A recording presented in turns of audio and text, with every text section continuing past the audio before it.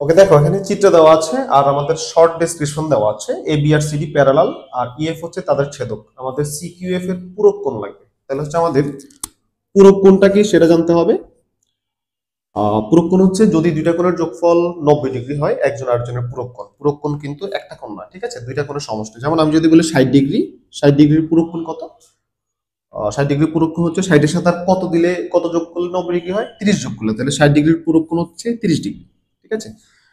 যদি বলি 70 ডিগ্রি, 70 ডিগ্রির পূরক কোণ কত? 70 ডিগ্রির পূরক কোণ হচ্ছে 20 ডিগ্রি, ঠিক আছে। মানে দুইটা কোণের যোগফল যদি 90 ডিগ্রি হয়, তাহলে সেই দুইটা হচ্ছে একজন আরেকজনের পূরক কোণ। ওকে, এখন ঘটনা হচ্ছে আমাদের সিকিউএফ এর পূরক কোণ জানতে হবে, অর্থাৎ সিকিউএফ এর সাথে আর কত ডিগ্রি দিলে সেটা 90 ডিগ্রি হয়। তাহলে আমাদের আগে সিকিউএফ টা জানতে হবে। তাহলে চলো আমরা চিত্র থেকে আগে সিকিউএফ টা জানার চেষ্টা করি। এখানে দেখো আমাদের ডেসক্রিপশনে বলা আছে হচ্ছে এবিসিডি হচ্ছে প্যারালাল আর ইএফ হচ্ছে তাদের ছেদক। এখন ঘটনা হচ্ছে প্যারালাল লাইন আর ছেদক থাকলে কি ঘটনা হয় সেটা আমাদের আগে জানতে হবে। দুইটা লাইন যদি প্যারালাল হয় এবং তাদের মাঝখানে যদি ছেদক থাকে, এখানে আমাদের কয়েক প্রকার কোণ উৎপন্ন হয়।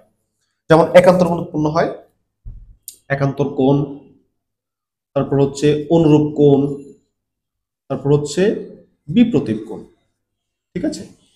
এই সবগুলো কোণ কিন্তু সমান, ঠিক আছে।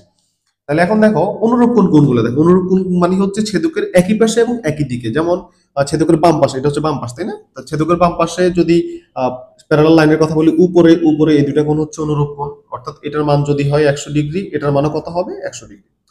আবার বাম পাশে ছেদকের নিচে, নিচে, ঠিক আছে, ছেদকের বাম পাশে প্যারালাল লাইনের নিচে নিচে এই দুইটা আবার অনুরূপ কোণ, ঠিক আছে। এটা যদি 30 ডিগ্রি হয়, এটাও কত ডিগ্রি? 30 ডিগ্রি। আবার ডান পাশে একই ধরনের ঘটনা, উপরের সাথে উপরেরটা, নিচের সাথে নিচেরটা অনুরূপ কোণ, ঠিক আছে। তারপর আবার একান্তর কোণ, যেমন এই প্যারালাল লাইনের ভিতরে, ভিতরে এই যে এই বিপরীত কোণগুলো, এইটার সাথে এটা একটা একটা একান্তর কোণ। এটা 30 হলে এটাও কত ডিগ্রি? 30 ডিগ্রি, ঠিক আছে। যেমন একান্তর কোণটা এখানে একটু ক্লিয়ার করে দিই। যেমন এইটা এইটা একটা একটা একান্তর, আবার এইটা এইটা একটা একটা একান্তর। একান্তর কোণগুলো কি হয়? পরস্পর সমান হয়।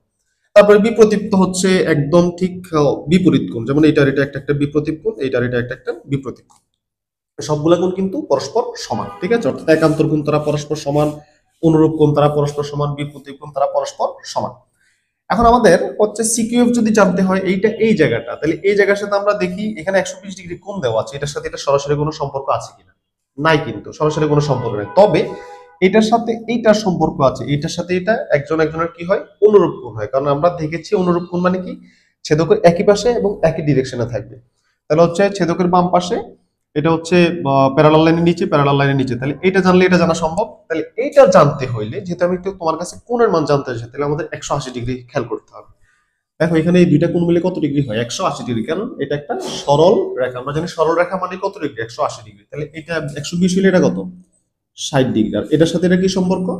অনুরূপ কোণের সম্পর্ক। তাহলে এটা 60 হলে এটাও কত? 60 ডিগ্রি, অনুরূপ কোণ। আর যেহেতু সিকিউএফ হচ্ছে 60 ডিগ্রি, তাহলে সিকিউএফ এর সাথে, অর্থাৎ 60 ডিগ্রির সাথে কত যোগ করলে আমরা পূরক কোণ পাবো? 30 ডিগ্রি। অর্থাৎ সিকিউএফ এর পূরক কোণ হচ্ছে 60 ডিগ্রি। অর্থাৎ আমাদের আনসার হচ্ছে 30 ডিগ্রি, ঠিক আছে।